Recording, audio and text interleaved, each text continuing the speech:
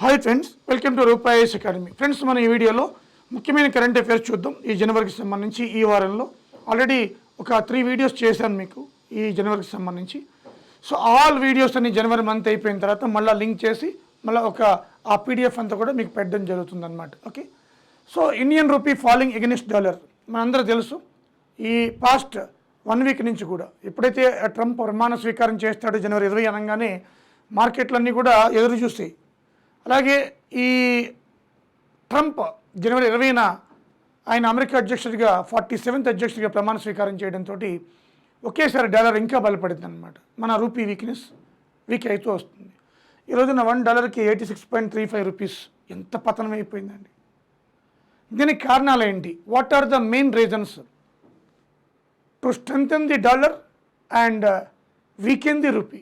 కారణాలు ఏంటనేది ఒకసారి చూస్తే USA fed reserves rate change, federal reserve bank rate change చేసింది, ఇది ఒకటి.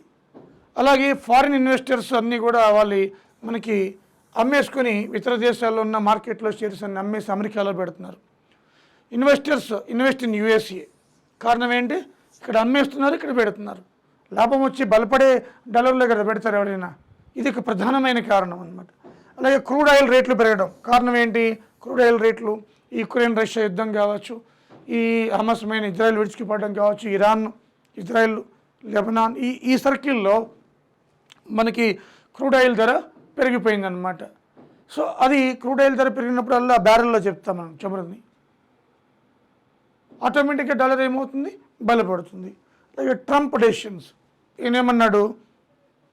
ట్రంప్ వచ్చి ప్రమాణ స్వీకారం చేయగానే జన్మతం ఎవరైతే అమెరికాలో జన్మిస్తున్నారో వాళ్ళు అమెరికన్స్ కాదని చెప్పి ఇల్లీగల్ మైగ్రెంట్స్ని పంపించేస్తాం, అమెరికా ఫస్ట్ నినాదంతో పోయాడు కదా. ఈ అమెరికా ట్రంప్ ప్రెసిడెంట్ వల్ల కూడా డెసిషన్స్ వల్ల కూడా మార్కెట్ కుదేలైపోయింది. మనం అందరం చూసాం ఈ 2 డేస్ నుంచి కూడా. రోజు ఒక బాంబు పేలుస్తున్నాడు ఆయన. దానివల్ల యూరోప్ అంతా కూడా మనకి యూరోప్ మార్కెట్లు కూడా కుదేలైపోయినాయి, ఇండియా మార్కెట్తో సహా. సో ఈ విధంగా మరి బెనిఫిట్ ఎవరికి అంటే ఎక్స్పోర్టర్స్కి. బెనిఫిట్ ఎవరికి? ఎక్స్పోర్టర్స్. అంటే ఇక్కడి నుంచి మనం ఎక్స్పోర్ట్ చేసాం అనుకోండి, మనకి ఎక్కువ బెనిఫిట్ అనమాట. డాలర్స్లో ఎక్కువ డబ్బులు వస్తాయి మనకి. మన పిల్లలు అక్కడ చదువుకుంటారనుకో, వాళ్ళకి పంపించాలనుకో మనకి లాస్, ఎక్కువ డబ్బులు పంపించాలి. వాళ్ళు అక్కడి నుంచి జాబ్ చేసి ఇక్కడ పంపించారనుకో మనకి బెనిఫిట్ మళ్ళీ. ఈ విధంగా exporters got benefit, importers loss అవుతారనమాట, లూజ్ అవుతారు. ఇది మనకి ఈ రూపీ డాలర్స్కి యొక్క స్వభావం అనమాట. ఓకే, అదేవిధంగా మనకి ఐఐటి మద్రాస్ మూన్ పైన, మార్స్ అంగారకుడి పైన రెసిడెంట్స్ ఆవాసాల కోసం 3D మోడల్ టూల్స్ని ప్రయోగిస్తుందన్నమాట. 3D model tools. సో ఇది ఈ మధ్య న్యూస్లోకి వచ్చింది కాబట్టి మనం చెప్పుకున్నాం. ఎవరు ఐఐటి మద్రాస్ మూన్ పైన, మార్స్ పైన నివాసాల కోసం 3D మోడల్ టూల్స్. అంటే జీరో గ్రావిటీలో కూడా మనం పెద్ద పెద్ద భవనాలు నిర్మించవచ్చు అనమాట. జీరో గ్రావిటీలో కూడా భవనాలు నిర్మించవచ్చు. భూమిపైన అయితే మనకి బరువు ఎక్కువ అవుతుంది, భూకంపాలకు దారితీస్తుంది అనుకోవచ్చు. కానీ అక్కడ లేదు కాబట్టి జీరో గ్రావిటీలో కూడా గ్రావిటేషనల్ ఫోర్స్ తక్కువ కాబట్టి మనం పెద్ద బిల్డింగ్స్ బిల్డ్ చేయొచ్చు. అలాగే USA council general Jennifer Larson visited Telangana. Ramoji film city visit చేశారు, అందుకని ఆమె పేరు మన న్యూస్లోకి వచ్చిందనమాట. సో అది నేను తెలుసుకోండి. అలాగే దిండి లిఫ్ట్ ఇరిగేషన్ తెలంగాణ 18,000 కోట్లు పరిపాలన అనుమతులు లభించాయి. ఈ శ్రీశైలం బ్యాక్ వాటర్ని తీసుకుని 30 TMCFT నీళ్లను నల్గొండలో 3.41 lakh ఎకరాస్కు సాగునీరు అనమాట. ఉమ్మడి నల్గొండ 3.41 lakh ఎకరాస్ అనమాట. అందుకే న్యూస్లోకి వచ్చింది. అలాగే PM Surya Ghar roof top power, ఇది కూడా న్యూస్లోకి వచ్చింది. ఎందుకంటే దీనికి చీఫ్ సెక్రటరీ గారు ఈ చైర్పర్సన్గా ఉంటారు స్టేట్ లెవెల్, డిస్ట్రిక్ట్ లెవెల్లో కలెక్టర్ గారు ఉంటారు. అలాగే డిస్ట్రిక్ట్ లెవెల్లోనే మనకి ఒక యూత్ కమిటీస్ కూడా ఉంటాయన్నమాట, పర్యవేక్షిస్తూ ఉంటారు. సో దీనివల్ల ఏమవుతుందంటే నెట్ జీరో అంటే 2070 కల్లా కూడా పొల్యూషన్ ఉండకూడదు అనమాట. దాంట్లో భాగంగానే ఇవన్నీ కూడా చేసుకొస్తున్నాం. అదేవిధంగా ఇండియా ర్యాంక్ నెంబర్ 2 అట అమెరికా విజిట్ చేస్తున్న వాళ్ళలో. అమెరికాకి వెళ్ళేవాళ్ళు ఫస్ట్ UK ఉంది, సెకండ్ ఇండియా, థర్డ్ జర్మనీ ఉందన్నమాట.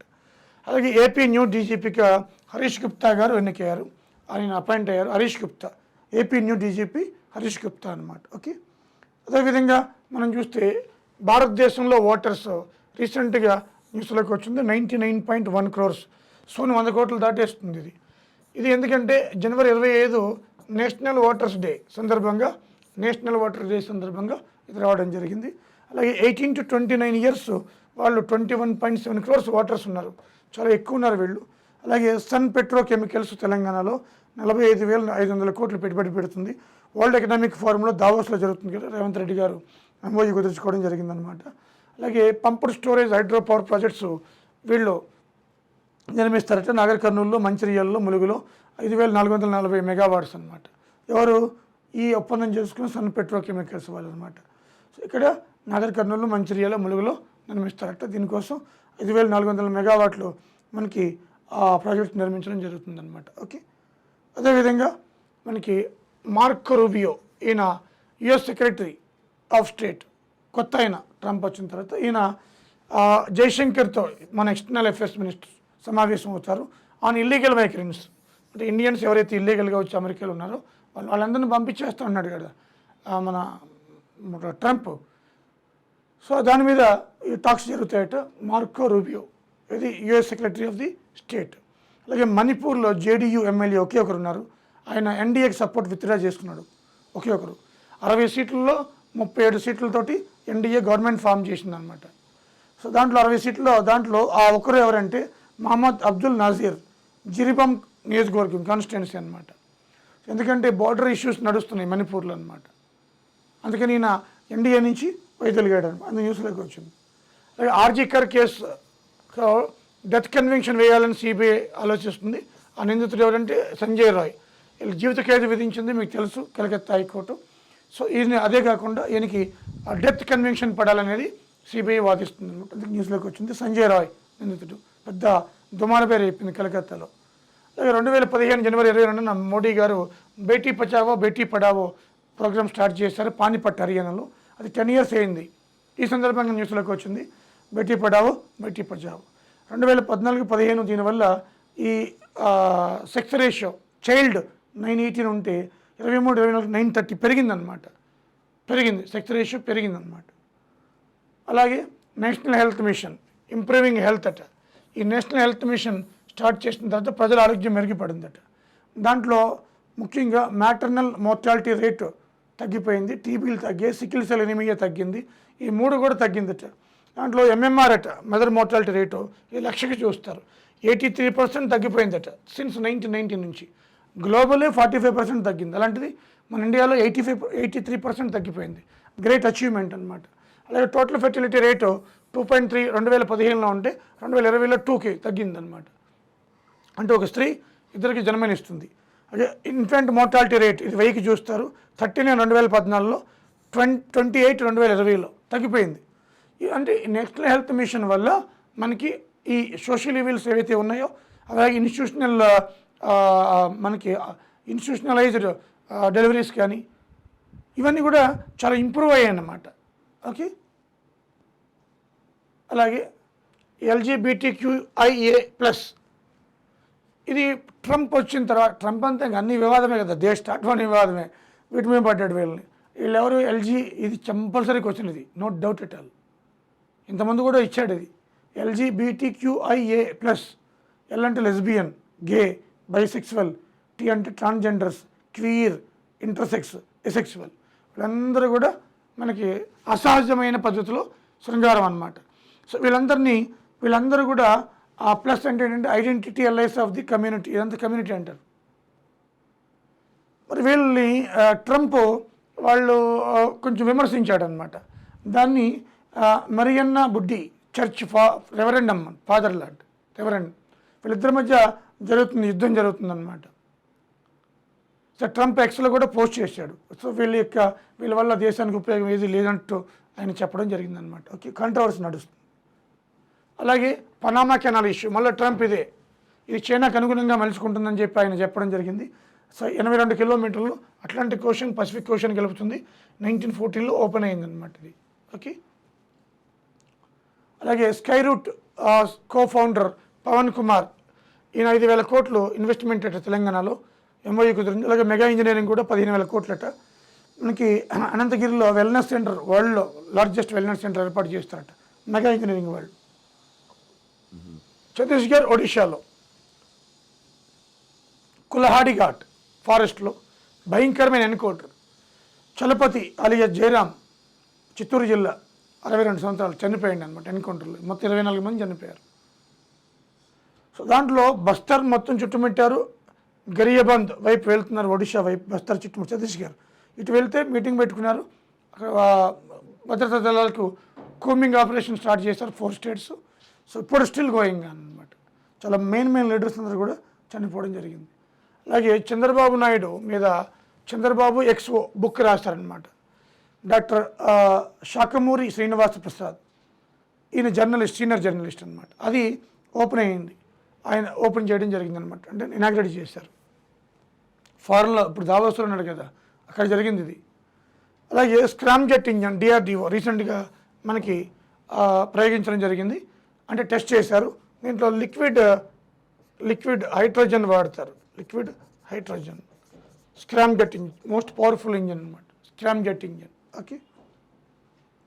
అలాగే గ్లోబల్ ట్రస్ట్ ర్యాంకింగ్లో ముఖ్యంగా ఫారిన్ హెడ్ క్వార్టర్స్ కంపెనీస్ ఏవైతే ఉంటాయి ఇండియాలో, వాళ్ళ నమ్మకాల్లో కెనడా నెంబర్ 1 ఉంది. తర్వాత Japan, Germany, UK, France. India 13th ర్యాంక్లో ఉంది. చూడండి, మనకంటే చాలా ముందు దేశాలు ఉన్నాయి. అంటే ఫారిన్ కంట్రీస్ హెడ్ క్వార్టర్స్ మన ఇండియాలో ఉంటాయి కదా, కంపెనీస్, వాళ్ళ నమ్మకం ఇండియా మీద, వాళ్ళలో Canada number 1, India 13th place. అలా కాకుండా పీపుల్ ట్రస్ట్లో China number 1, Indonesia number 2, India number 3 పొజిషన్లో ఉంది. అంటే ప్రభుత్వ సంస్థల మీద, ఆర్గనైజేషన్ మీద నమ్మకంలో చైనా నెంబర్ 1. మన ఇండియా 2nd ప్లేస్లో ఉంటుంది, పడిపోయింది, ఇప్పుడు 3rd ప్లేస్కి పడిపోయింది అనమాట. సో ఇది చూడండి ఏ విధంగా, అంటే ప్రభుత్వ సంస్థల మీద నమ్మకం చైనా నెంబర్ 1. ఇంత కరోనా వచ్చి హెచ్ఎంపీ వచ్చినా చైనా నెంబర్ 1 ఉంది. అలా రియాక్ట్ అవుతుంది అది. అలాగే వరల్డ్ ఖోఖో కప్, ఇది ఫస్ట్ అనమాట, men women first time India own against Nepal runner 78-40 40 తేడాతోటి, 78-40 తేడాతోటి అనమాట. ఓకే. అలాగే క్లైమేట్ రిపోర్ట్ 2024, దీని ప్రకారం 2024లో 2400 మంది చనిపోయారట. 24,000 పీపుల్ డైడ్ అట, ప్రకృతి వైపరీత్యాలు అట. ఎక్కువ చనిపోయింది థండర్ బోల్ట్, ఉడుములు మెరుపులు 1280. ఇది చాలా important, very very very important. 2024లో ప్రకృతి వైపరీత్యాల వల్ల చనిపోయింది ఎంతమంది అంటే మనకి 2400. దాంట్లో ఎక్కువ చనిపోయింది థండర్ బోల్ట్, ఉరుములు మెరుపులు 1280.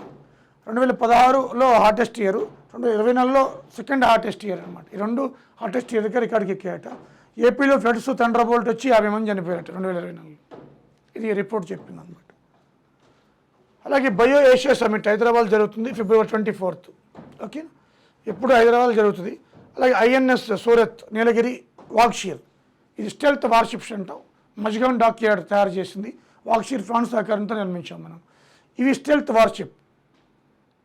వీటిని రాజ్నాథ్ సింగ్ మోడీ గారు ఇనాగ్రేట్ చేస్తారు, అందుకని న్యూస్లోకి రావడం జరిగిందనమాట.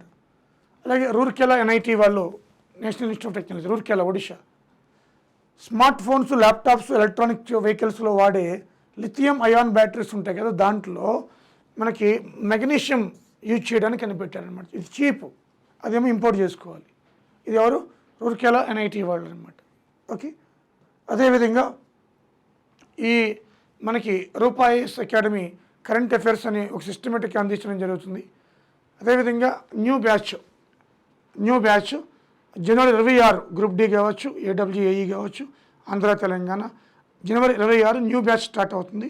ఇంట్రెస్టెడ్ క్యాండిడేట్స్ ఎవరైనా ఉంటే మనకి రూపా నెంబర్కి కాల్ చేయొచ్చు, 9121644146. ఓకే, ఈ నెంబర్కి మీరు కాల్ చేయొచ్చు. Thank you friends, thank you very much.